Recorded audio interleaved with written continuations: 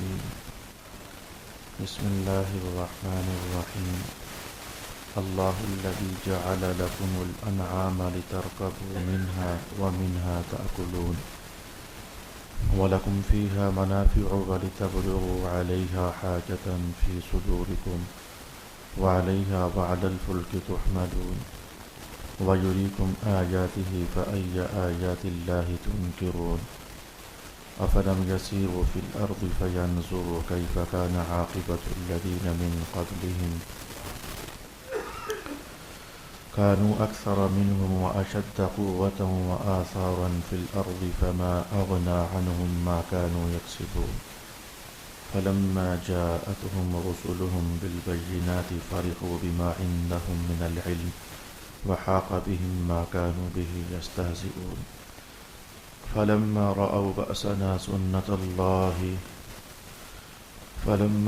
بأسنا قالوا آمنا بالله وحده وكفرنا بما كنا به مشركين فلم يك ينفعهم إيمانهم لما رأوا بأسنا سنة الله التي قد خلت في عباده وخسر هنالك الكافرون صدق الله مولانا العظيم الصلاة والسلام عليك يا سيدي يا رسول الله الصلاة والسلام عليك يا سيدي يا حبيب الله الصلاة والسلام عليك يا سيدي يا شفيع المذنبين وعلى آلك وأصحابك يا سيدي يا رحمة للعالمين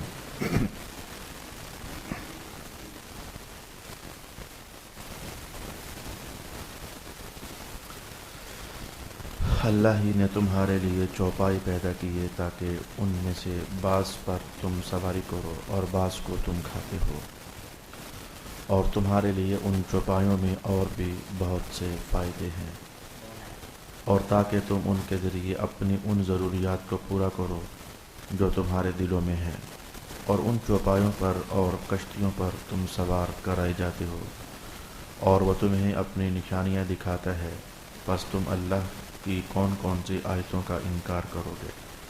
کیا پس انہوں نے زمین میں سفر نہیں کیا کہ وہ دیکھتے کہ ان سے پہلے لوگوں کا کیسا انجام ہوا جو ان سے تعداد میں زیادہ تھے اور قوت میں بھی بہت سخت تھے، اور ان کی زمین میں یادگاریں بھی بہت تھیں، پس ان کے کارناموں نے انہیں کوئی فائدہ نہ پہنچایا۔ پس جب ان کے پاس ان کے رسول واضح دلائل لے کر آئے تو وہ اس علم پر اترانے لگے جو ان کے پاس تھا، اور اس عذاب نے انہیں گھیر لیا جس کا وہ مذاق اڑاتے تھے۔ پھر جب انہوں نے ہمارا عذاب دیکھ لیا تو کہنے لگے ہم اللہ پر ایمان لائے جو واحد ہے، اور اب ہم ان کا انکار کرتے ہیں جن کو ہم اس کا شریک قرار دیتے تھے۔ پس ان کے ایمان نے ان کو اس وقت کوئی فائدہ نہیں پہنچایا جب انہوں نے ہمارا عذاب دیکھ لیا۔ یہ اللہ کا اس کے بندوں میں قدیم دستور ہے، اور اس وقت کافر بہت نقصان میں رہے۔ صدق اللہ مولانا العظیم۔ اللہ تعالیٰ کا فضل اور اس کا کرم ہو گیا ہے کہ سورۃ المؤمن کی آخری آیت تک تلاوت نصیب ہوئی ہے۔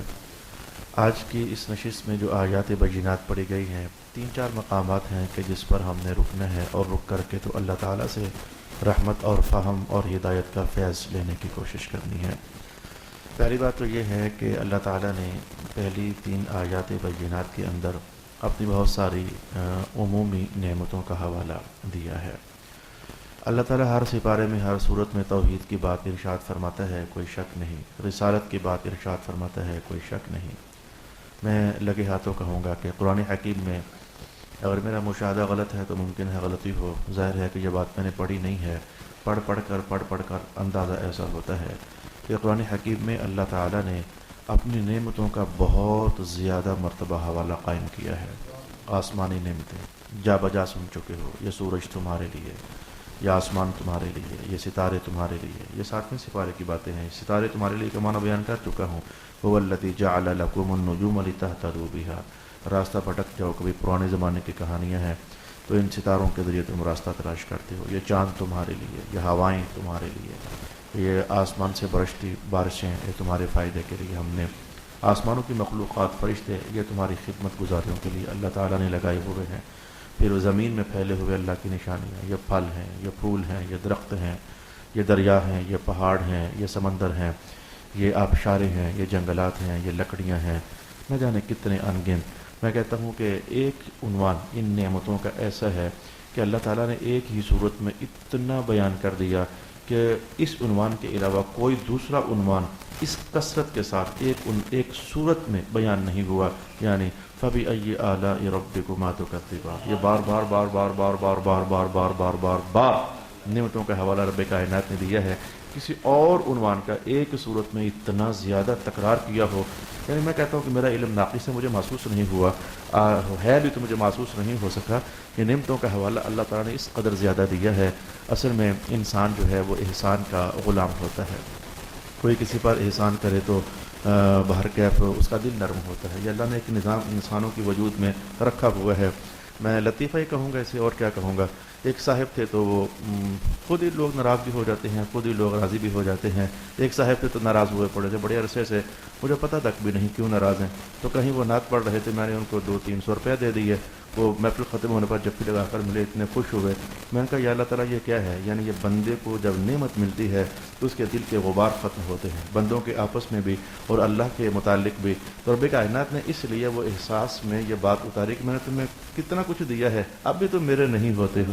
انسان ہے نا، اللہ تعالیٰ پہ حوالے قائم کر دے۔ میں نے کوئی دنیا کی مثال پیش کر دی تو یہ انسان کسی سے کچھ لے کر، وہ دانا لوگوں نے کیا کہا ہوا ہے کہ منہ کھاتا ہے لیکن آنکھ شرماتی ہے، جس کا کھایا جائے پھر اس کے خلاف نہیں بولا جاتا، اس کے خلاف نہیں ہوا جاتا، وغیرہ وغیرہ وغیرہ وغیرہ۔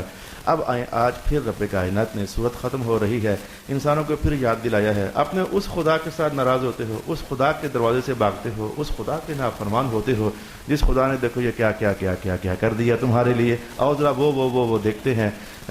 جب اللہ تعالیٰ کثرت کے ساتھ ان حوالہ جات کو قرآن حکیم میں نازل فرماتا ہے تو ہمیں بھی ایمانداری کے ساتھ رک کر، ٹھہر کر، سوچ کر ان میں غور و فکر کرنا چاہیے کہ واہ واہ میرے اللہ تعالیٰ، تو نے میرا کتنا خیال رکھا ہوا ہے، تو نے کتنی مہربانی فرمائی ہوئی ہے۔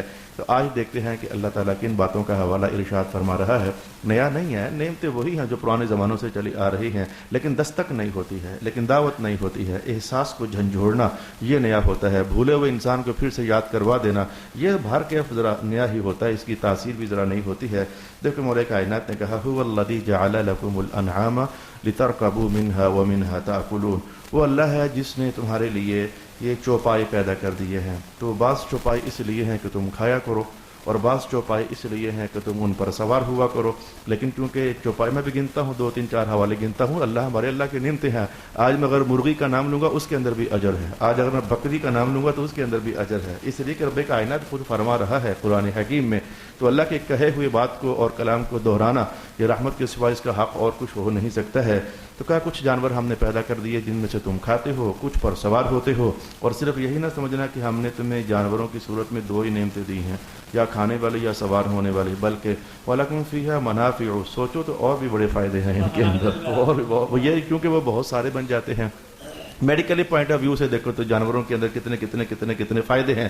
تو کہا کہ وَلَكُمْ فِيهَا مَنَافِعُ، اور بھی بہت سارے فائدے ہیں تمہارے لیے، وَلِتَبْلُغُوا عَلَيْهَا حَاجَةً فِي صُدُورِكُمْ، ان جانوروں کے ذریعے تمہارے دلوں کے اندر جو حاجتیں چھپی ہوتی ہیں اللہ تعالیٰ وہ بھی پوری فرما دیتا ہے۔ ان سب عنوانات کو باقاعدہ رب کائنات نے مستقل حوالے کے ساتھ ارشاد فرمایا۔ میں گھر پہ بیٹھ کے تھوڑی دیر کے لیے سوچنے کے لیے کہ اے اللہ تعالیٰ تیرا حکم ہے کہ میں نے تمہیں یہ چیزیں دی ہیں تو ان میں غور و فکر کرو نا، اب بھی اس خدا کے ساتھ تم نافرمانی کے رویے اختیار کرو گے۔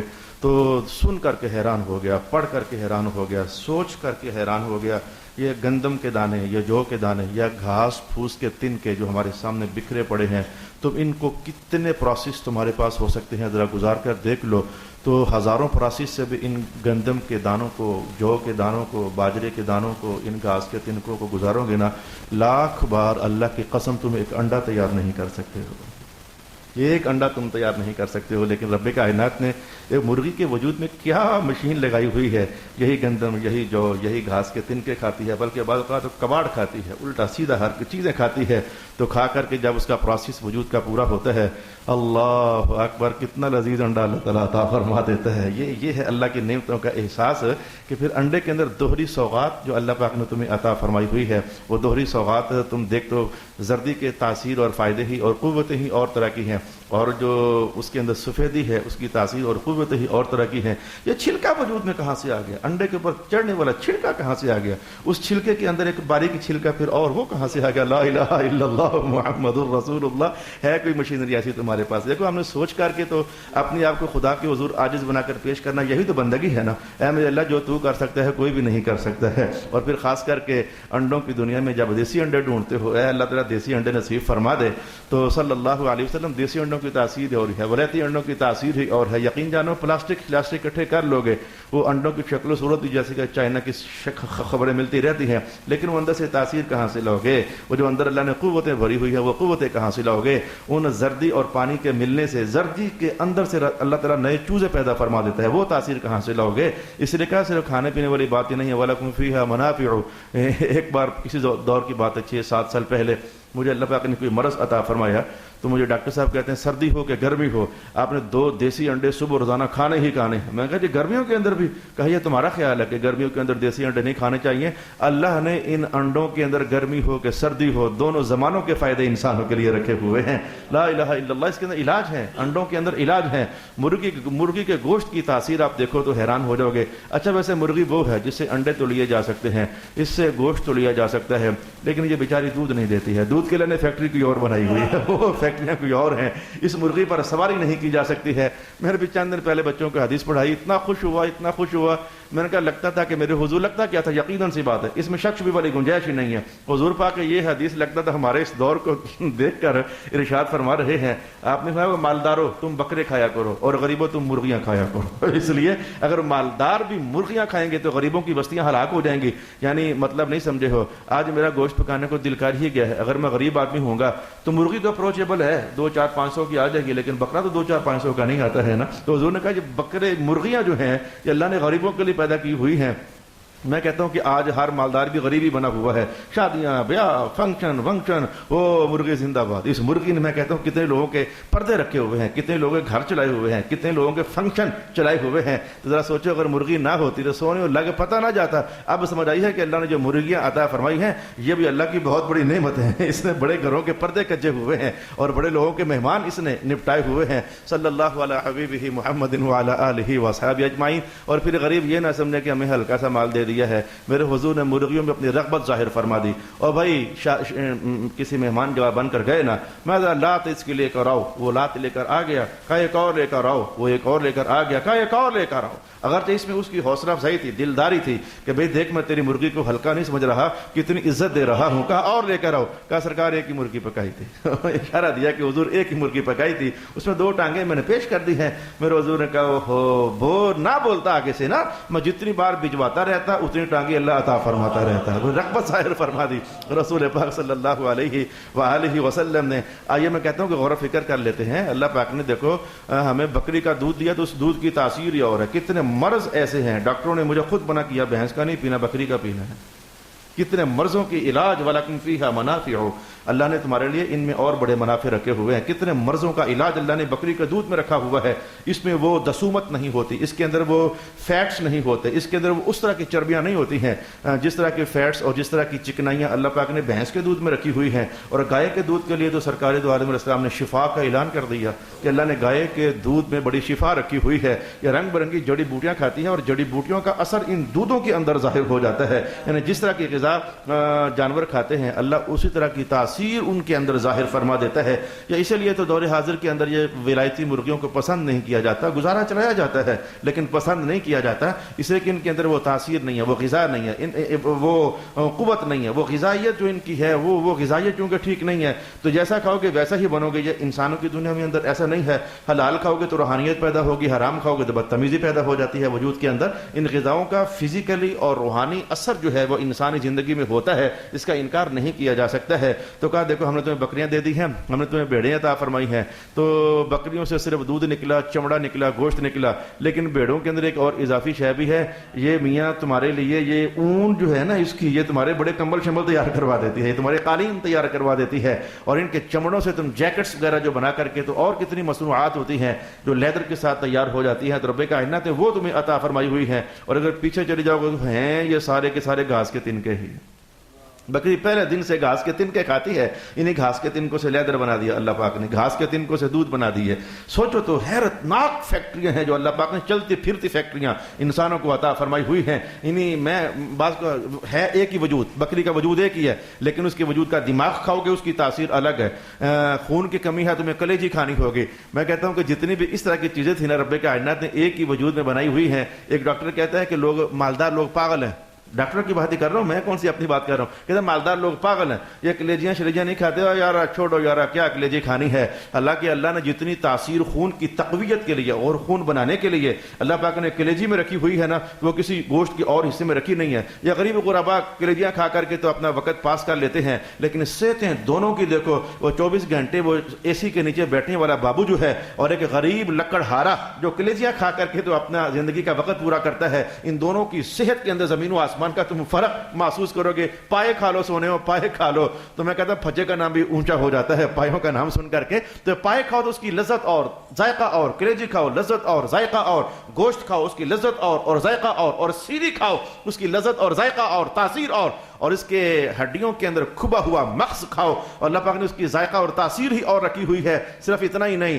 یاد رکھو یہ بھی نعمت ہے، باقاعدہ بکتی ہے کہ بکروں اور بڑے جانوروں کی ہڈیوں کے اندر جو ایک لکیر ہوتی ہے، یعنی وہ جو مغز ہوتا ہے جس کو مخ بولتے ہو، مخ عربی کے اندر اس کو مخ بولتے ہیں، مخ معافی دماغ کام نہیں کرتا ہے، تو وہ جو مخ ہوتا ہے اور مخ ہوتی ہے وہ ایک الگ ہی تاثیر رب کائنات نے تاثیر رکھی ہوئی ہے۔ بلکہ مجھے ایک بار ڈاکٹر نے کہا تھا کہ آپ 2-2.5 گھنٹے ہڈیاں لے کر نا بکرے کی ابالو، 2-2.5 گھنٹے جب ابل جائے نا اب ان کو پیو، پھر دیکھو اللہ آپ کا مرض بگاتا کدھر ہے۔ یا اللہ انہیں گھاس کے تنکوں سے تو نے کیا کیا انسانوں کو عطا فرمایا ہوا ہے۔ آج ہم نے یہی دیکھا، شکر ادا کرنا ہے، بار بار شکر ادا کرنا ہے، بار بار شکر ادا کرنا ہے۔ صلی اللہ علیہ وآلہ وسلم، اللہ الذی جعل لکم الانعام لترکبوا منہا ومنہا تاکلون۔ لیکن بکری بھی وہ واقعہ ہوئی کہ سواری تو اس پر بھی نہیں کی جا سکتی، سواری تو اس پر بھی نہیں کی جا سکتی ہے۔ کہا چلو اور آپ کو دے دیتے ہیں، اس کا گوشت بھی کھانا، اس کے سواریاں بھی کرنا، اس کے مکھن بھی کھانا، اس کا دودھ بھی پینا، چلو ہم تمہیں گائے عطا فرما دیتے ہیں، ہم تمہیں بیل عطا فرما دیتے ہیں، ہم تمہیں بھینس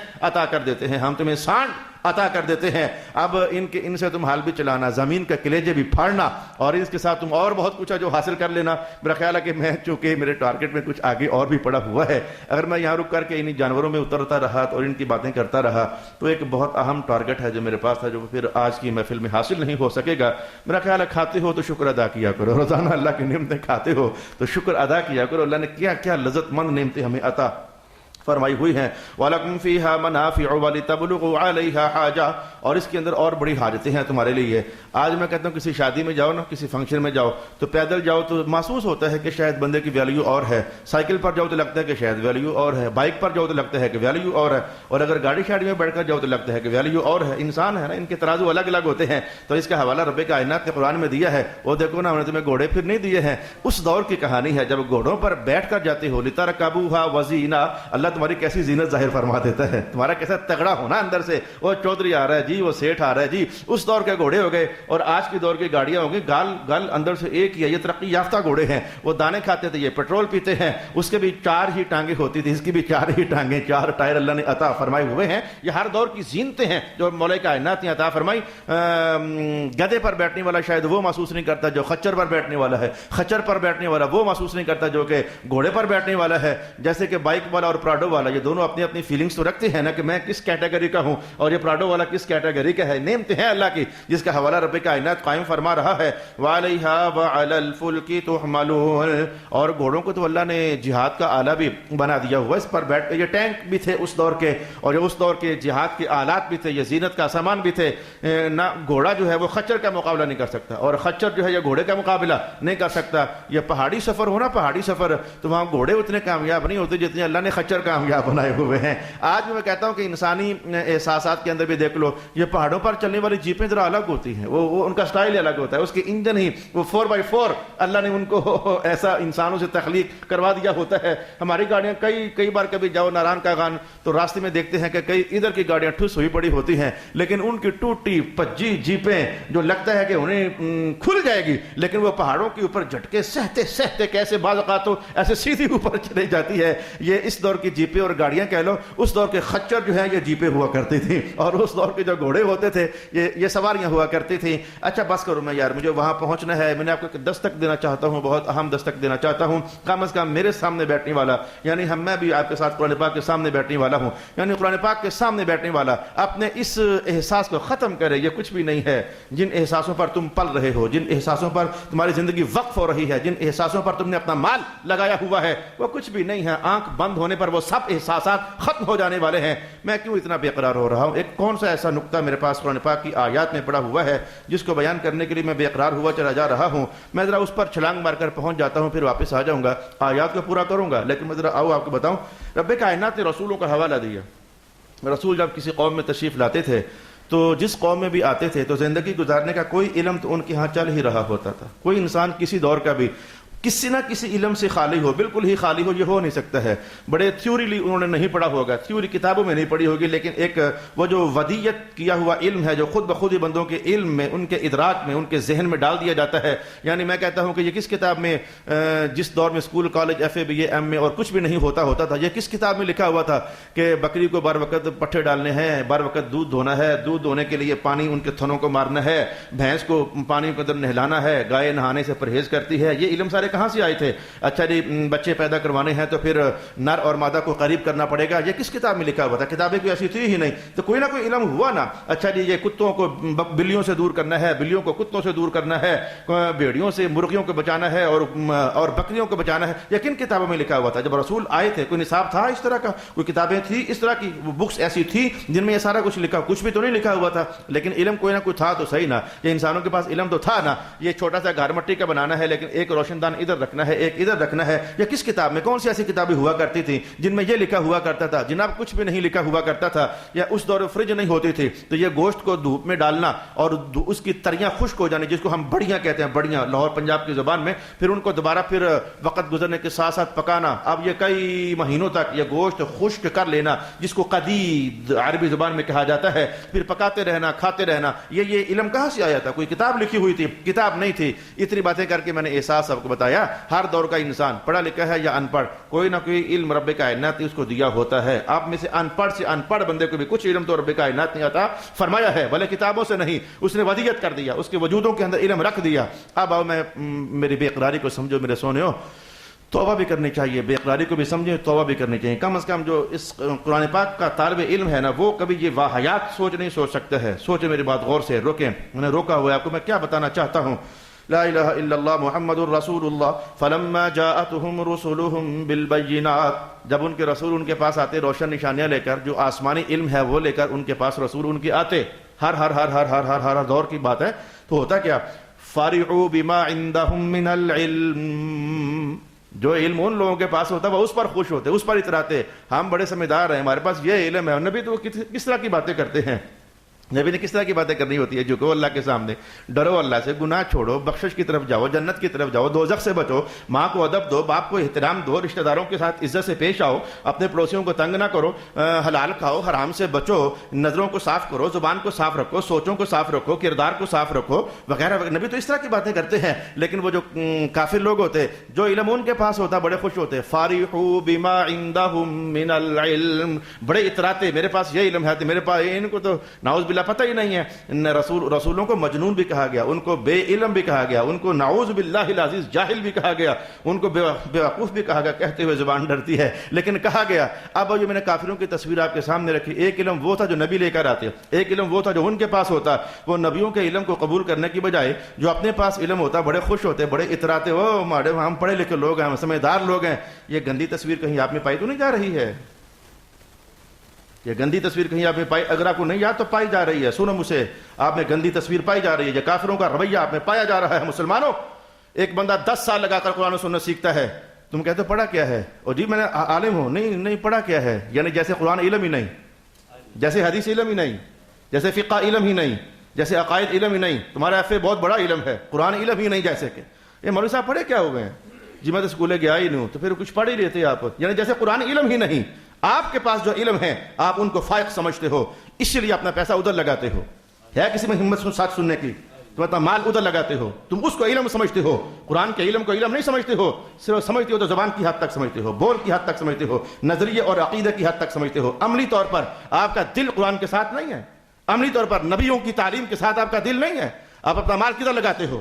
ہزاروں لاکھوں روپے لگاتے ہو، اپنا ٹائم کدھر لگاتے ہو؟ ہزاروں لاکھوں روپے لگاتے ہو اس علم پر جو تمہارے پاس ہے۔ اور یہ تصویر ذرا دیکھو، میں کچھ بھی نہیں کہہ رہا، میں تو اتنا کہہ رہا ہوں، تصویر آپ کے سامنے کر رہا ہوں، نبیوں کے مقابلے میں جو لوگ تھے ان کے پاس جو علم ہوتا، فارحوا بما عندهم من العلم، خوش رہتے، او ساڑھا علم، ہم نے تو یہ پڑھا ہوا ہے، اس نے پڑھا کیا ہوا ہے؟ دو لفظ انگریزی کے یاد کر کے سونے ہو تو پھنڈے پھرتے ہو، تم قرآن کے ساتھ مقابلے کرتے ہو، حضور کی حدیث کے ساتھ مقابلے کرتے ہو، تم لکھ ایم اے کر لو اور ادھر ایک قرآن کا حافظ ان پڑھ، تمہارے اسکول گیا ہی نہیں ہے، اللہ کے ہاں تمہاری ایم اے کی کوئی ویلیو نہیں ہے، وہ ساری ویلیو رب کائنات محمد کے قرآن کو عطا فرمائی ہوئی ہے۔ مجھے بتاؤ، مجھے بتاؤ، مجھے بتاؤ، جھوٹ نہ بولنا، سچ بولنا میرے ساتھ، مجھے بتاؤ، قبر میں جا کر کے کہہ سکتی ہو کہ میں سوالوں کا جواب اس بنیاد پر دے لوں گا کہ میں نے فزکس پڑھی ہوئی ہے؟ جواب اس بنیاد پر دے سکتے ہو میں نے کیمسٹری پڑھی ہوئی ہے؟ جواب اس بنیاد پر دے سکتے ہو میں نے میتھمیٹکس کیا ہوا ہے؟ جواب اس بنیاد پر دے سکتے ہو میں نے ماسٹر سائنس ان کمپیوٹر کی ہوئی ہے؟ جواب اس بنیاد پر دے سکتے ہو میں ستاروں کی گردشیں دیکھا کرتا تھا؟ جواب اس بنیاد پر دے سکتے ہو میں سمندر کے سینے چیرا کرتا تھا؟ جواب اس بنیاد پر دے سکتے ہو میں نے ایٹم بم بنا دیا تھا؟ جواب اس بات پر کامیابی کا دے سکتے ہو کہ اے اللہ میں فضاؤں میں اڑا کرتا تھا اور میرا خدا فضائیں بناتا ہی نہ، تم کہاں اڑتے؟ یہ فضا بھی مخلوق ہے، اگر اللہ فضا بناتا ہی نہ ٹکراتے رہتے، جو بھی شے اوپر ہوتی تم اڑتے کہاں؟ یہ فضا اس نے بنائے، یہ سمندر اس نے بنائے۔ لیکن میں کہتا ہوں کہ بیوقوف نہ بنو، اور مجھ سے سرکار کے معاملے میں کبھی نرم نفسوں کی امید ہی نہ رکھو، بیوقوف نہ بنو۔ جو پڑھ لیا تو ادھر مر گئے، تمہاری فزکس باہر رہ گئی، تمہاری کیمسٹری باہر رہ گئی، اندر جا کر جواب آ گیا۔ حضور کہتے ہیں پتہ جواب کیسے آیا؟ حضور کیسے آیا؟ کہا فرشتے پوچھتے تھے وہ تو نے رب کو پہچانا کیسے ہے؟ وہ تو نے دین کو پہچانا کیسے ہے؟ تو نے سرکار کو پہچانا کیسے ہے؟ کہا جی میں نے پہچانا کیسے تھا، میں اپنے سونے محمد سے قرآن پڑھا کرتا تھا، اس کی تاثیر ہے، اللہ نے مجھے علم عطا فرما دیا۔ تم اپنے 35 سال 20 سال 25 سال اگلے 20 سالوں کی خاطر لگاتے ہو، ہمارا وہ فیوچر ہے، 60 سال کے بعد 70 سال کے بعد 50 سال کے بعد مر جانا ہوتا ہے، تو 20-25 سال پڑھتے پڑھتے لگ گئے۔ بار بار کہوں گا، پہلے بھی کہا، بار بار کہوں گا، تم نے اپنے اگلے 25-30 سالوں کو فیوچر سمجھا، جس کی خاطر آدھی زندگی لگا دی، اور مرنے کے بعد کھربوں سال تم نے فیوچر نہیں سمجھا ہے سونے ہو۔ وہ بھی کوئی فیوچر ہے، وہ تم نے فیوچر اپنا نہیں سمجھا ہے۔ اگر سمجھا ہوتا ہے نا تو زبان کے جھوٹے ہو کر کے تو نہ کہتے کہ صحیح قرآن ہے لیکن پڑھیں گے ہم یہ، تمہارے عملی رویے یہ ہیں، یہ تمہاری بیوقوفی ہے، عملی رویے تمہارے یہ ہیں۔ دیکھو یہ مذہب ہے جو کہتا ہے سارا کچھ پڑھو، سارا کچھ پڑھو، سارا کچھ پڑھو، ٹھیک ہے، لیکن حضور کا قرآن زیادہ ٹھیک ہے۔ مذہب یہ کہتا ہے، یہ حوصلہ مذہب کا ہے، یہ حوصلہ آپ کا نہیں ہے، یہ حوصلہ آپ کا نہیں ہے۔ آپ نے تو قرآن کو بچپن میں ناظرہ پڑھ کر پھینک دیا تھا، پتہ نہیں کہاں، دوبارہ کبھی کھولا، کبھی فہم ادراک حاصل کیا، کبھی ترجمہ پڑھا، فرصت نہیں تھی، تمہیں اپنے علوم سے فرصت نہیں تھی، ڈگریوں سے فرصت نہیں تھی، اور تمہیں اپنے سونے فیس بکوں سے فرصت نہیں تھی۔ یہ تمہاری تباہی ہے جس کو تم علم کہتے ہو۔ اس جملوں نے مجھے اندر بے قرار کیا۔ نبیوں کے لائے ہوئے علم کے مقابلے میں لوگ اپنے پاس موجود علم پر اتراتے ہیں۔ ہم پڑھے لکھے لوگ ہیں، تو نے پڑھا کیا ہے؟ کیا پڑھا ہے تو نے؟ زندگی کے 2-4 دن کامیابی سے گزار لوگے، اور وہ بھی پتہ نہیں ملتے ہیں کہ نہیں ملتے، میسر قسمت سے ہیں۔ وہ جو تم نے پڑھا اس سے زندگی کامیاب ہوگی یا نہیں؟ پڑھے لکھے کو ذلیل ہوتے نہیں دیکھا آپ نے، جن کو تم پڑھائی کہتے ہو رسوا ہوتے نہیں دیکھا آپ نے؟ دیکھا ہے تو واپس آ جاؤ۔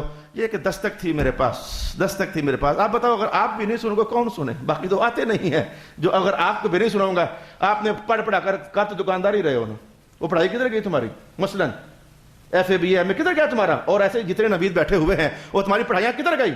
بھول بھال گئی۔ کپڑا بیچتے ہو اور اپنی روٹی کا گزارا چلاتے ہو، اور ایسے ہی تم سب لوگ شور ڈالا ہوتا ہے، پڑھ پڑھ پڑھ پڑھ پڑھ پڑھ کر گئے، کوئی انجیکشن لگا کر روٹی کما رہا ہے، کوئی دوائیوں کے ٹیبلٹس دے کر روٹی کما رہا ہے، اور مرنے کے بعد ختم۔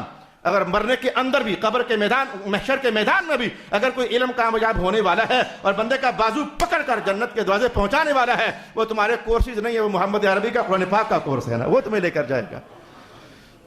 برا محسوس نہیں کرنا چاہیے آپ کو، اگر رویوں پر دستک دی جائے تو برا محسوس نہیں کرنا چاہیے۔ ویسے کر بھی لوگے تو مجھے آپ کو پتہ ہے غم کبھی نہیں ہوتا۔ تمہارا کھاتا ہوں میں، اپنے رب کا کھاتا ہوں، تمہارا نوکر ہوں میں، اپنے رسول اللہ کا نوکر ہوں۔ آپ کو پتہ ہے میں کسی مسجد کا نوکر نہیں، کسی مسجد کی کمیٹی کا نوکر نہیں، میں صرف رسول اللہ کا نوکر ہوں۔ یہاں وہاں جہاں بولوں گا حضور کا نوکر ہوں۔ لہذا دستک دینا میری ذمہ داری ہے، اور کچھ نہیں کر سکتے۔ ہنر سیکھی کریے جی، پڑھ چکے ہیں، یہ کرو کہ قرآن پاک کے ساتھ جوڑو، پھر جو آسمانی تعلیم ہے، اس میں تمہاری کامیابی ہے، اس میں تمہارے رزق کی برکات بھی ہیں۔ اس میں تمہارے لیے اللہ نے دارین کی فلاح اور کامیابیاں رکھی ہوئی ہیں. ہم تو آپ کو یہ شعور ڈالتے ہیں, یہ نہیں کہتے کہ وہ نہ پڑھو, ہمارا اتنا حوصلہ صبر ہے, ہم یہ منع نہیں کرتے کہ اسکول کالج نہ پڑھو, پڑھو, لیکن جو اصل علم ہے وہ بھی تو پڑھو نا, اپنا وقت ادھر بھی تو دو نا. میں نے کتنے نوجوان دیکھ لیے آخر کار لاکھوں کروڑوں اربوں انگلینڈ سے کما کر پاکستان میں آ کر رول رہے ہیں.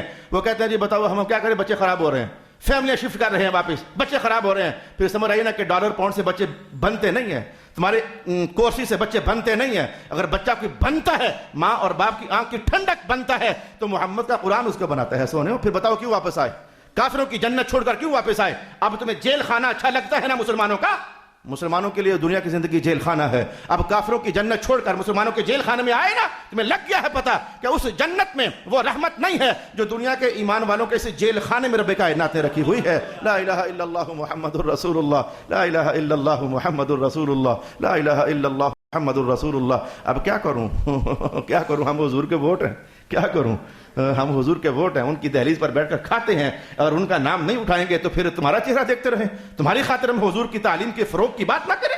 لا حول ولا قوة الا باللہ العلی العظیم. یہ ایک بات تھی, صورت ختم ہو رہی تھی, یہ پہلی بار آئی ہے. میں نے کہا نہیں یا اللہ تعالیٰ, میں یہ بتاؤں گا, میں ایک دو اگلی پچھلی آیات مس کر دوں گا, پھر آ جائیں گی, پھر آ جائیں گی. آ چکی ہیں, لیکن یہ بات میں دوستوں کو بتاؤں گا. دستک لے لو, دستک لے لو, دستک لے لو. فارحوا بما عندهم من العلم وحاق بهم ما كانوا به يستهزئون. اس کے بعد پھر رب کائنات نے کہا, اس کے بعد پھر رب کائنات نے ارشاد فرمایا کہ فلم یکن ینفعہم. اب یہ سمجھو کہ میں بھاگ رہا ہوں, کچھ میرے پاس ترتیب نہیں رہی ہے, وہ ٹائم ختم ہو گیا, ترتیب میرے پاس کچھ نہیں رہی ہے. آخر میں یہ بتاتا ہوں کہ مولا کائنات نے کہا کہ ہر شے کا وقت ہوتا ہے نا, جیسے فجر کا وقت ہے, ظہر کا وقت ہے, جوان ہونے کا وقت ہے, بڑھاپوں کا وقت ہے, بچپن کا بھی ایک وقت ہے, رزق کمانے کا وقت ہے, آرام کرنے کا وقت ہے, کھانے کا بھی ایک وقت ہے. کیا کہوں, کئی بیچارے لوگ, ان کو کما کما کر کھانے کی فرصت نہیں ہے. زور کا کھانا شام کو, شام کا کھانا رات 3 بجے. کیا کماتے ہو, تو کیا آپ کی عقلیں ہیں, کیا تمہاری دانائیاں ہیں, جس پیٹ کی ایندھن کو بھرنے کے لیے کماتے ہو, تمہیں بار وقت روٹی بھی نصیب نہیں ہے. کیا تمہاری کورسز کہتی ہیں تمہیں, او جی بڑی فرصت تھی, کر کیا, بڑی مصروفیت کر کیا رہے تھے, پیسے کما رہے تھے نا, تو روک دینا تھوڑی دیر کے لیے, وقت پر کھانا بھی نصیب نہیں ہے. میں نے ایسے انسان بھی دیکھ لیے. اچھا تو ہر شے کا وقت ہے, میں نے آپ کو یہ بتایا, ہر شے کا وقت ہے. مولا کائنات نے کہا توبہ کا بھی ایک وقت ہے, ہم سے معافیا مانگنے کا بھی ایک وقت ہے. وہ وقت آگ پورا ہو گیا تو پھر رونا پٹنا, معافیا مانگنا, پھر ہم نے معاف نہیں کرنا ہے. یہ وقت ہے ایک, آج وقت ہے. آج جتنے میرے سامنے بیٹھے ہو وقت ہے, جو سن رہے ہو آج وقت ہے. فلما رأوا بأسنا, جب ہمارا پھر عذاب آ گیا نا, بات کرو کافروں کی چل رہی ہے, عذاب ان پر آتے ہیں, ہم پر عذاب آنے ہیں لیکن رکے ہوئے ہیں, حضور کی نسبت سے رکے ہوئے ہیں. حقداری بن چکی ہے لیکن رکے ہوئے ہیں. جب عذاب آ گیا تو پھر موت کی پکڑ سامنے, تو پھر کہا مولا معاف معاف معاف کا وقت ختم ہو گیا, وقت ختم ہو گیا. آج وقت ہے, رونا ہے, دھونا ہے, اللہ کے گھروں میں پہنچنا ہے. میں کہتا ہوں کہ کسی اللہ والے کی مجلس میں پہنچنا ہے, قرآن کی صحبت میں آنا ہے, سرکار کی حدیثیں سننی ہے. چلیں بس میں نے تیزی کے ساتھ آیات کو سمیٹ دیا ہے, بس آپ جان لیں. مولا کائنات نے کہا کہ پھر ان کے ایمان نے ان کو اس وقت کوئی فائدہ نہیں دیا جب انہوں نے پھر ہمارا عذاب دیکھ لیا. اللہ کا یہ دستور قدیم زمانوں سے چلا آ رہا ہے. وَخَسِرَ هُنَالِكَ الْكَافِرُونَ, کافر لوگ تو نقصان والے ہو گئے ہیں. صدق اللہ مولانا العظیم.